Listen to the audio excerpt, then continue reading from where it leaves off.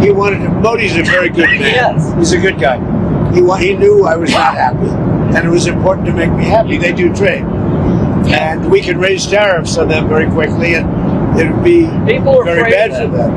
अब की बार ट्रंप सरकार, तो मतलब वो जो ट्रंप सरकार है वो तो रोज आपको जो है वो किसी चौक चौराहे में खड़ा कर देता है और कह देता है कि भाई हेलो ये करो, अब ये करो, अब तुम्हें मुझे खुश करना होगा, अगर मैं खुश ना हुआ तो मैं तुम्हारे खिलाफ ये कर दूंगा, मजीद सैंक्शंस लगा दूंगा भी हैं।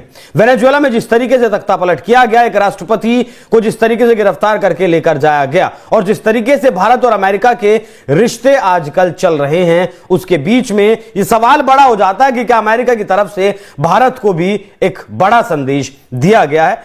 ये सारी की सारी चीजें वहां पे हो गई हैं। अब मैं आपको ये बताना चाहता हूं कि इसका भू राजनीति पे क्या असर पड़ेगा। आई थिंक देखिए, अटैक्स हैं, आपने टीवी पे देख रखा है, इट्स नथिंग न्यू।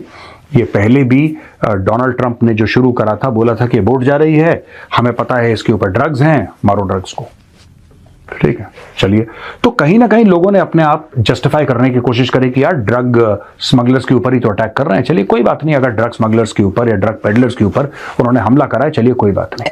अब कई लोगों का कहना यह है कि क्या ट्रंप ने अब ये नया काम शुरू किया, जैसे कच्चे के डाकू करते हैं कि लोगों को उठा के ले जाते हैं, तो अब क्या डोनाल्ड ट्रंप इस तरफ चले गए हैं कि किसी भी कंट्री से किसी भी प्रेसिडेंट को इस तरह से उठा के ले जाया जाएगा।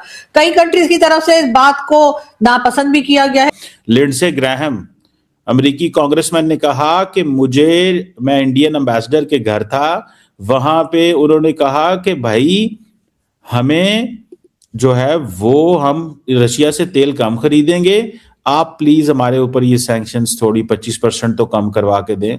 तो उसने कहा इस तरह की कन्वर्सेशंस हो रही हैं। जय हिंद साथियों, जब अमेरिका ने वेनेजुएला को अपने कब्जे में ले लिया है तो इस समय बहुत सारे लोग जो है भारत पर भी सवाल खड़ा कर रहे थे कि जब अमेरिका वेनेजुएला के साथ ऐसा कर सकता है तो हो सकता है कि आगे आने वाले समय में वो भारत के साथ भी कुछ बुरा बर्ताव कर सकता है, टैरिफ और बढ़ा सकता है। तो इसी बीच उनके मुंह पर तमाचा लगा है और ट्रंप ने पीएम मोदी की तारीफ़ की है। तो साथियों, ट्रंप जो है पीएम मोदी की जब तारीफ़ की तो उसके बाद से वो सारे लोग अब छुप गए हैं जो कहता था कि वेनेजुएला के बाद जो है भारत जो है अपने आप को कहाँ पाता है। क्योंकि साथियों, मोदी जी और ट्रंप बीच में काफ़ी फेमस भी हुए थे दोस्ती के लिए, लेकिन उसके बाद स्थिति गंभीर हुई तो साथियों मोदी जी भी अपने जो है देश के साथ पूरी तरह से खड़े हुए और अमेरिका ने जब टैरिफ लादा भी इंडिया पर तो उसके बावजूद भी मोदी जी घबराए नहीं, कहा ठीक है हम इसका दूसरा रास्ता निकालेंगे और पीएम मोदी ने दूसरा रास्ता इसका खोजकर निकाला। खान साहब, मोदी साहब तो मतलब उन्होंने मुश्किल में डाल दिया सबको, क्या करेंगे आप खान साहब इसमें? ये तो बड़ी एम्बैरेसिंग सिचुएशन हो गई है। वेरी गुड, फैंटास्टिक, बड़ा अच्छा इवैल्यूएशन है और मैं समझता हूँ क्योंकि आप आईएसआई और आर्मी के साथ काम करते हैं तो ये उनका भी स्टैंड यही होगा, ये मैं समझने की कोशिश कर रहा हूँ। बुराई नहीं कर रहा, मैं बुराई नहीं कर रहा, मैं पाकिस्तान स्टैंड की बात कर रहा हूँ। मुझे कोई फर्क नहीं पड़ता, मेरी मैं सिर्फ पाकिस्तान स्टैंड की बात कर रहा हूँ। ट्रंप ने बोला है, वो आईएसआई ने कहलवाया, उसको पहले इतना बता। जो ट्रंप मैं सर मैं आपके सामने मैं जनाब आप वो वाली बात है, आप ये वो हमारे यहाँ ना एक कहावत होती है कि जो बाल कटवा रहा होता है ना वो नाई से पूछता है कि मेरे बाल कैसे हैं, तो बोला जी 2 मिनट रुक जाइए, अभी सामने ही आ रहे हैं आपके जैसे भी हैं, आपको दिख जाएंगे। सो मैंने ये आपसे सिर्फ क्लैरिफाई किया है कि आई होप, क्योंकि आप उनके लिए काम करते हैं तो ये आपका पाकिस्तान का स्टैंड होगा।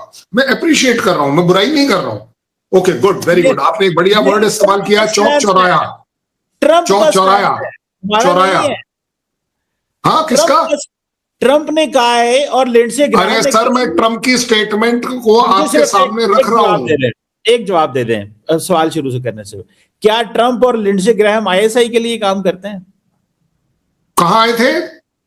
मैंने क्या ट्रंप और लिंडसे ग्रैहम जो हैं, जिनको मैंने कोट किया है, वो आईएसआई के लिए काम करते हैं? नहीं करते। अच्छा, चले, नहीं करते। ठीक, तो कोई उल्टा है, उल्टा है, ये आपको भी पता है। अच्छा, बट फिर भी एक जिम्मे नहीं, मैंने आपके वर्ड्स, क्योंकि अभी जो मैं वर्ड्स बोलूंगा वो आपको मानने पड़ेंगे, आपने बोले हैं। आपने कहा चौक चौराहे पे खड़ा कर दिया, ट्रंप ने भी नहीं बोला, ग्रैहम ने भी नहीं बोला। एक सेकंड सर, मैं क्रिटिसाइज नहीं करता हूं आपको, मैं आपको एक जाबाज पाकिस्तानी समझता हूं जो अपनी देश के लिए अच्छाई के लिए काम करेगा। मैं आपको कभी नहीं बोलूंगा आप अपनी कंट्री के लिए बुराई के लिए काम करें। आपने कहा चौक चौराहे पे खड़ा हुआ, चौराहा पूरी दुनिया में कहां फेमस होता है?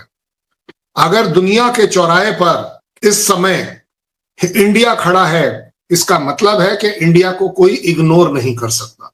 वो ज्यादा बड़ी बात है।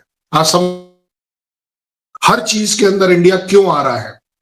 Is a emerging country, as a developed country, as a economically strong country, even as a very strong powerhouse। ये लोगों का कहना है, हमारा कोई इसमें कोई वो नहीं है।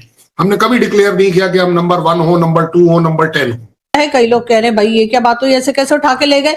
और साथ ही साथ कई लोगों का इशारा जो है, खास तौर पे हमारे भारतीय दोस्त जो है उनका इशारा जो है वो पाकिस्तान की तरफ भी है। वो कहते हैं क्या पता नहीं पाकिस्तान से भी खुदा जाने किसी को उठा के ले गए। तो तोबा तोबा, मेरे मुंह में खा, कैसी फजूल बातें लोग करते हैं। लेकिन बात सारी है कि कई लोगों का ये भी कहना है कि पाकिस्तान में ऐसा कुछ नहीं हो सकता, क्योंकि पाकिस्तान तो पहले ही डोनाल्ड ट्रंप की हर बात पे कहता है हाँ जी आप जो कह रहे हैं वो बिल्कुल वैसा ही और हम एकदम यही करेंगे।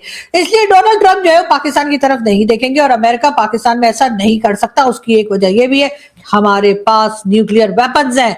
जी हां, हमारे पास पाव के बम भी हैं और हमारे पास किलो 2 किलो वाले बम जो है वो भी पड़े।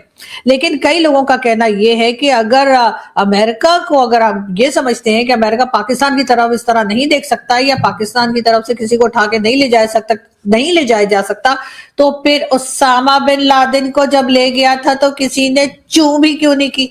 जी हाँ, उसामा बिन लादेन, आप लोग जानते हैं कि उसामा बिन लादेन जो था वो भी एक टेररिस्ट था और उसके बाद 11 साल यहाँ पे बैठा रहा और अमेरिका उसे ढूंढ बावला हो गया। अमेरिका को पता ही नहीं लग रहा था कि आखिर उसामा बिन लादेन गया तो कहाँ गया।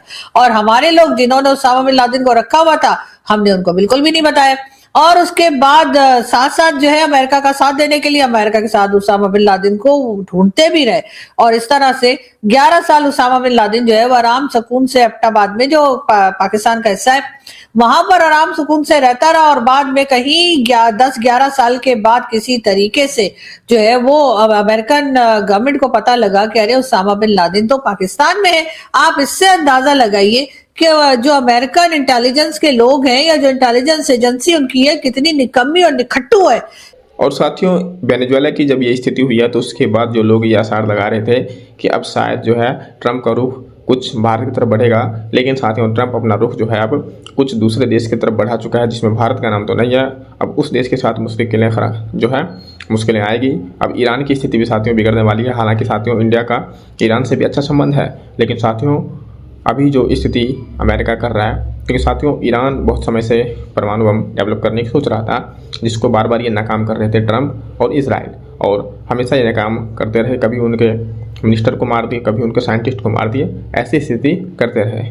तो साथियों इस समय जो है भारत ये सारी स्थिति से पार कर चुका है। भारत अपना परमाणु हथियार भी तैयार कर चुका है और अभी पिछले 1 महीने के अंदर देखें तो साथियों भारत ने 2-3 मिसाइलों का भी परीक्षण किया है, जो कि भारत ने अपनी डिफेंस बजट में भी रुपए जो है काफ़ी बढ़ाया है।